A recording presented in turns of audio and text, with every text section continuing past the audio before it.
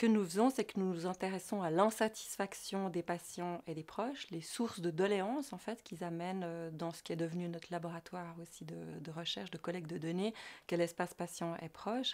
Mais ce qui est important aussi dans cette recherche, c'est qu'on a une approche mutuelle, c'est qu'on s'intéresse aussi à l'insatisfaction des professionnels. Et de fait, globalement, je dirais qu'on s'intéresse à tous les facteurs qui conditionnent la relation dans l'organisation du système hospitalier et qui éventuellement peuvent contribuer à l'appauvrir. Ce qui nous a frappé dans la première recherche qu'on a faite, qui était vraiment ciblée sur les sources d'insatisfaction des patients et des proches à l'hôpital, c'est qu'ils se plaignaient 4 fois plus souvent de la qualité de la relation que du geste technique.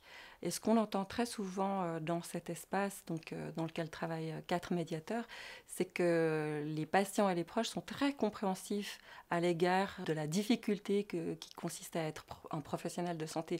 Ils comprennent que c'est un métier difficile et très souvent on entend dire l'erreur est humaine, on peut tolérer ça. Par contre, le patient d'aujourd'hui et ses proches sont beaucoup moins compréhensifs à l'égard de ce qu'ils vivent comme une erreur relationnelle, comme un manque d'égard, une attitude problématique.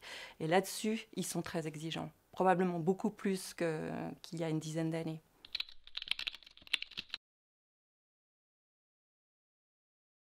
On a réuni à peu près 4000 témoignages qui sont des sortes d'épopées hospitalières. C'est un suivi qui se fait parfois au long cours sur plusieurs mois.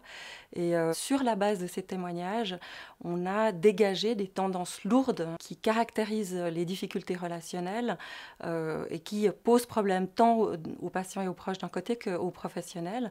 Et donc on restitue aux jeunes étudiants, pour l'instant c'est ce qu'on fait en 4e et 5e année de médecine, ces témoignages pour montrer aux jeunes médecins ce qui, dans leur attitude, peut provoquer de l'insatisfaction, voire même de la souffrance. Et donc, on parle avec eux du médecin qu'ils ont envie de devenir, de la façon dont ils interagissent avec les patients et les proches, de ce qu'ils observent aussi autour d'eux, des modèles ou des contre-modèles qu'ils observent. Et donc, on travaille pour l'instant sur cette base avec eux, mais on a toutes sortes d'autres projets, dont un projet d'enseignement interprofessionnel, parce qu'on s'aperçoit aussi que les disputes interlignes ou les dénigrements interlignes, un médecin qui va dire à un patient mais comment ça se fait que cette infirmière vous a fait ça, ou cet infirmier vous a fait ça, et inversement une infirmière ou un infirmier qui va peut-être remettre en cause le choix d'un médecin, mais pas en sa présence, juste en prenant à témoin le patient, on s'aperçoit que ça provoque beaucoup de difficultés et d'insécurité chez les patients et les proches. Et donc, on a un projet d'enseignement interpro et d'études où on aimerait réunir les jeunes étudiants en médecine et les jeunes étudiants en soins. Je dirais que l'étude de la doléance, c'est un complément à tout ce qui existe déjà. C'est une autre façon d'étudier le système hospitalier, ce qui s'y passe et la façon dont il est vécu par les différents acteurs. Et effectivement, et on le voit, mais on le voit à la faveur des restitutions de ces données qu'on fait notamment dans les services, que les services s'approprient en fait ces doléances et ils en tirent des projets d'amélioration. Et ça, historiquement, c'est vraiment intéressant de voir que très longtemps, la plainte a été un sujet de honte. Elle était souvent cachée, dissimulée. On sous-estimait complètement son contenu informationnel pour progresser dans le système. Aussi parce que très, très longtemps, on l'a analysé en dehors d'une réflexion systémique. On se disait que la doléance, finalement, elle était le fruit de l'attitude d'un seul. Aujourd'hui, on voit bien qu'on est obligé de considérer avec la complexification de la médecine que quand il se produit un problème, eh bien, c'est souvent le fait de toute une série d'acteurs, de toute une chaîne de prise en charge.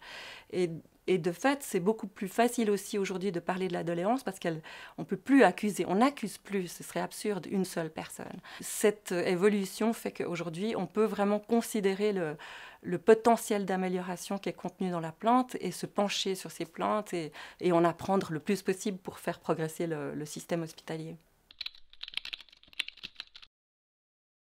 Un exemple s'est passé en médecine interne, qui est quand même un des gros services de l'hôpital, et dans lequel les médiateurs ont restitué donc à la direction de ce service, que les patients et les proches ne savaient jamais très bien avec qui ils devaient interagir. C'est bien normal, hein, c'est dû au tournus, c'est dû voilà, à la multiplicité des acteurs qui prennent les patients en charge.